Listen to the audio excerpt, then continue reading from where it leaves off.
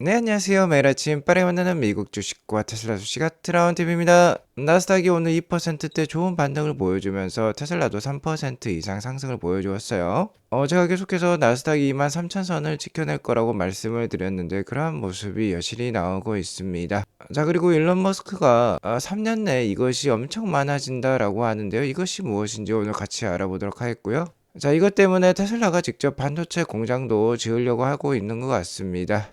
이것에 대해서 오늘 같이 알아보도록 할게요. 오늘도 인사이트 가득한 소식들이 많으니까 시청하십시오. 구독과 좋아요 알람 설정 꼭 눌러주세요. 자, 나스닥이 23,000선을 다시 한번 넘어섰습니다. 제가 계속해서 나스닥이 23,000선을 지지하면서 어느 정도 계속 올라갈 수 있다라고 말씀을 드린 것 같은데요. 자, 10월 10일에 트럼프 대통령이 중국에 100% 관세를 추가적으로 부과하겠다라는 발언 이후에 나스닥이 급락세를 보여주었고, 자, 2주 뒤에 이를 뛰어넘는 상승이 나왔었습니다. 자, 그리고 10월 30일에 미국과 중국의 정상은 우리나라 부산에서 정상회담을 갖고 휴전선언을 했었죠. 자, 그렇기 때문에 23,000선이 강력한 지지라인이 될 것이다 라고 제가 말씀을 드려왔고요. 저번주 금요일에도 자, 이렇게 긴 밑꼬리를 달았지만 23,000선을 지켜냈어요. 자, 그리고 이 검정색 선 밑에서는 매수로 대응할 필요가 있다라고 말씀을 드렸는데 오늘 다시 한번 이렇게 갭 상승이 나오면서 나스닥이 무려 2.27%나 반등을 보여주었습니다. 23,000선 지지라인을 다시 한번 확인했다라고 볼 수 있겠고요. 제가 강력하게 23,000선에 대해서 말씀드릴 수 있었던 부분이 10월 말에 발표되었던 빅테크 기업들의 실적이 굉장히 좋았어요. 자, 그리고 이에 더불어서 지금 최장기간 기록을 경신하고 있는 미 정부의 셧다운 역시 자, 이제 어느 정도 끝나간다라고도 볼 수 있겠는데요. 자, 만약 확실히 이 셧다운이 끝날 것 같다라는 예감이 들면 오히려 주식시장은 더 크게 오를 수 있다라고 말씀을 드렸죠. 자, 어제 미국 상원에서 임시 예산안을 처리하기 위해서 투표가 있었는데요. 찬성 60표, 반대 40표로 가결이 되었습니다. 민주당과 공화당 간의 합의에 도달했다라고 볼 수 있겠는데요. 상원 합의에 따라서 금주 수요일에 하원에서도 표결이 있을 수 있을 것 같아요. 자, 이렇게 되면 금주 내에 셧다운이 끝날 수도 있겠죠. 자, 이에 대한 기대감이 반영이 되면서 오늘 주가가 크게 올랐어요. 셧다운 장기화 우려에 따라서 그간 큰 하락을 보여주었던 빅테크들 오늘 크게 상승을 보여주었습니다. 자, 특히 최근 하락이 컸던 팔란티어가 오늘 거의 9%대 반등세를 보여주었어요. 팔란티어 역시 제가 지난 방송에서 다루어 드렸는데요. 실적이 좋았죠.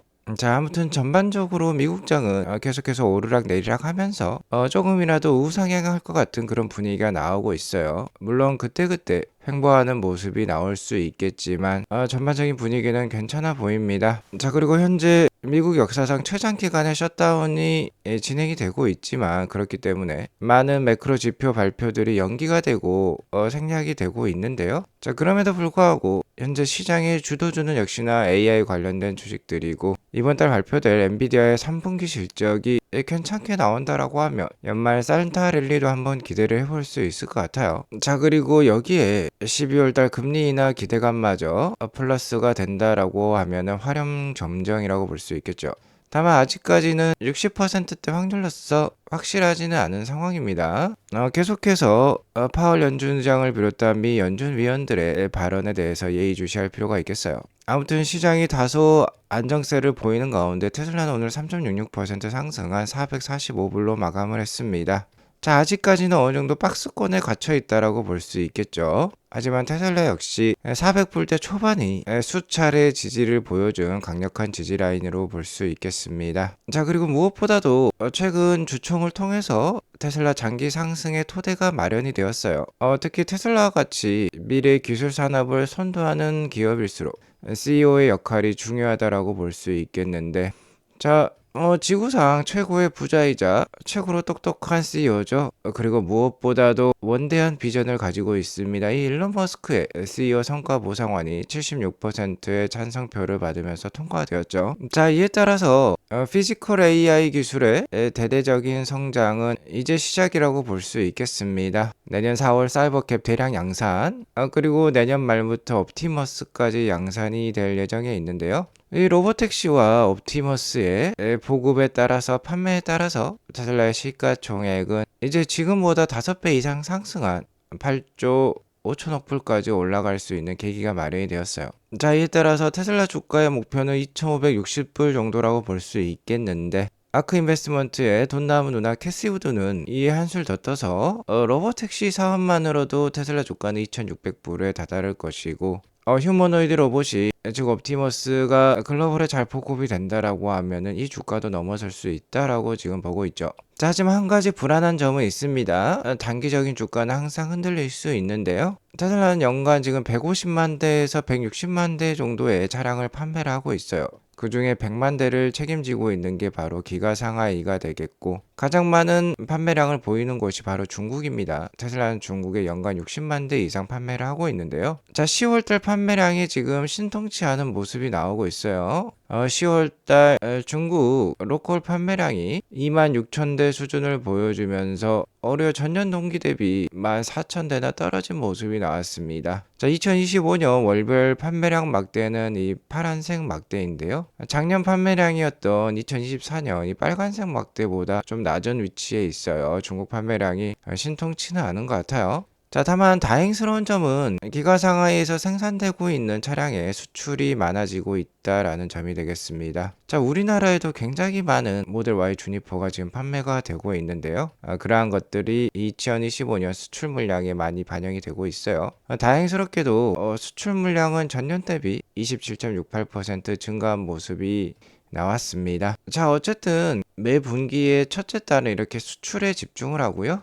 특히 이제 11월 달, 12월 달로 갈수록 중국 로컬 판매량에 더욱더 집중할 테슬라다라고 볼 수 있겠는데, 자, 다행인 점은 중국 내 신규 모델이죠. 6인승 버전인 모델 YL이 생산이라든지 판매가 지금 안정화가 이루어져 있습니다. 자, 전에는 이 모델 Y 인도 대기 시간이 특정 월로 표시가 되어 있었는데, 이제는 4에서 6주로 고정이 되었어요.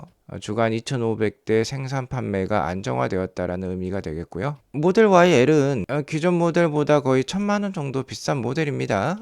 그러니까 어느 정도 마진이 보장이 된다라고 볼 수 있겠는데, 자, 테슬라 최초로 모델 Y에서 이제 V2L 기능도 쓸 수가 있어요. 물론 사이버 트럭은 V2L이 가능합니다만, 사이버 트럭은 글로벌 모델이 아니라고 볼 수 있겠죠. 하지만 모델 Y는 글로벌 베스트셀러 차량이고, 이제 이 L 버전부터 V2L 즉 이제 외부 전력 공급이 가능하다라고 보면 되겠습니다. 자, 여기 보시면 어댑터가 있는데 테슬라 충전구에 꽂는 것 같아요. 충전구에 이렇게 꽂게 되면은, 자, 여기에 디지코가 있죠. 여기에다가 기존에 쓰고 계신 전자제품에 플러그를 연결을 하게 되면은 이제 전력 공급이 가능하다라고 볼 수 있겠습니다. 더 잘 팔릴 수 있는 모델이 바로 모델 YL이라고 볼 수 있겠죠. 그리고 여기에 더불어서 중국 내 신규 모델도 나올 것 같아요. 모델 Y RWD의 변형이 되겠습니다. 자, 후륜 구동인 것은 동일한데 배터리 용량을 늘린 버전이라고 보시면 되겠어요. 자, 기존의 모델 Y RWD 후륜 구동 모델은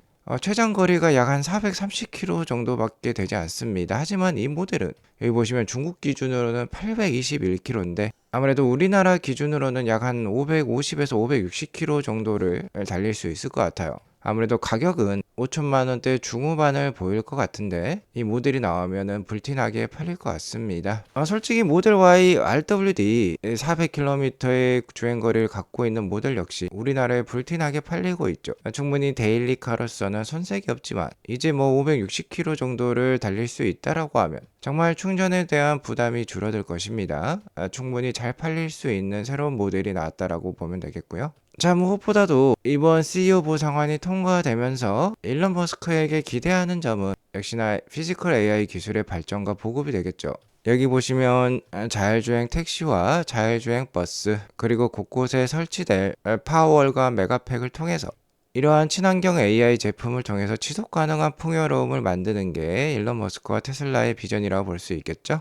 자, 에픽 게임즈의 팀 스윈이라는 CEO가 있는데 이분이 이런 말을 하고 있어요. 자, 우리가 정말 새겨들어야 될 말인 것 같습니다. 모든 사람은 앞으로 3개월 동안 일어날 일에 대해서 과대평가를 하고 앞으로 3년 동안 일어날 일을 엄청나게 과소평가합니다 라고 얘기를 하고 있어요. 역시나 투자의 세계에 있어서는 앞으로 3개월을 볼 게 아니라 앞으로 일어날 3년에서 5년 정도의 일을 바라보고 장기 투자를 하실 필요가 있겠는데요. 자, 일론 머스크가 이 CEO의 의견에 대해서 이렇게 답변을 해주고 있어요. There will be a lot of robots in 3 years. 자, 3년 안에 엄청나게 많은 로봇이 있을 거라는 거죠. 역시나 오늘 주제는 바로 이 옵티머스 로봇과 자율주행 로봇이라고 할 수 있는 로봇택시가 되겠습니다. 자, 그리고 이러한 로봇택시와 옵티머스를 만들어내기 위해서는 굉장히 많은 반도체가 필요해요. 그렇기 때문에 이번 주주총회에서 일론 머스크가 충격적인 발언을 남겼었죠. 향후 테슬라는 자체적으로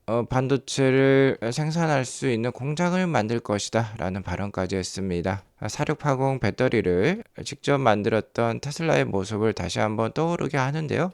자, 테슬라가 제시한 이 표를 보면 잘 알 수 있습니다. 테슬라는 AI5 칩부터 삼성에게 대대적인 생산을 맡긴다라고까지 발표를 했었는데요. 기가 텍사스 근처에 삼성의 팹이 있습니다. 테일러 팹이 있어요. 반도체 공장이라고 볼 수 있겠는데 웨이퍼 기준으로는 이 공장의 연간 최대 캐파가 10만 장 정도 됩니다. 월간 기준 10만 장이고요. 연간 기준으로는 120만 장 정도가 되겠죠. 칩을 6천만 개 정도 생산할 수 있는 수준인데 2028년에나 이 정도의 캐파를 갖게 될 것 같아요. 이 삼성 공장이. 자, 하지만 테슬라는 옵티머스와 로보택시로 인해서 엄청나게 많은 수의 AI 칩이 필요합니다. 자, 2029년이 되면 1억 500만 개 수준의 칩이 필요하고요. 2030년이 되면 2억 개 정도의 칩이 필요하다라고 지금 숫자가 나오고 있는데, 자, 이렇게 되면 6천만 장과 2억 장의 칩수가 굉장히 큰 괴리가 있다라고 볼 수 있겠죠.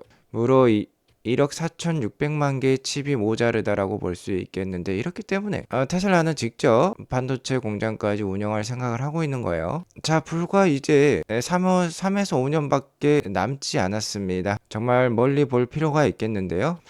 테슬라 투자자 입장에서는 굉장히 고무적인 부분이라고 볼 수 있겠죠. 애플 역시 자체적으로 M1 칩 직접 설계하고 이를 생산하면서 더욱더 큰 마진을 남길 수 있었습니다. 테슬라 역시 그러한 과정을 거치려고 하는 것 같고요. 애플과 테슬라가 다른 점은 애플은 TSMC에 생산을 맡기고 있지만 테슬라는 직접 생산까지 할 수도 있다라는 뜻이 되겠어요. 자, 그리고 이를 위해서 미국에서만 공급받으려고 하고 있지 않습니다. 테슬라는 한국에서 생산된 AI 칩도 지금 사용을 하려고 하고 있어요. 자, 직접 테슬라는 한국 화성에서 AI 칩 엔지니어를 채용을 하려고 하고 있습니다. 삼성과 협업할 사람이 되겠고요. 일론 머스크에 따르면 이 AI5 칩이 미국 공장뿐만 아니라 삼성의 미국 공장뿐만 아니라 한국 공장에서도 생산이 된 것을 사용할 수 있다라고 해요. 물론 TSMC가 대만에서 생산하는 것도 사용할 예정이라고 합니다. 얼마나 많은 AI5 칩이 필요한지 여실히 알 수 있는 대목이라고 볼 수 있겠어요.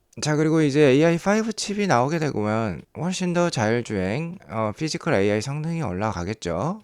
최근 한 미국께서 FSD 버전 14.1을 사용을 해서 코스트코 주차장에서 주차를 하려고 하는데 주차할 자리가 마땅히 없어 20분 정도 차가 헤맸다라고 합니다. 하지만 이 20분 정도 주차 공간을 찾는 동안 그 어떤 다른 운전자나 보행자가 이 차가 자율주행을 하고 있다는 것에 대해서 의문을 품은 사람이 없었어요.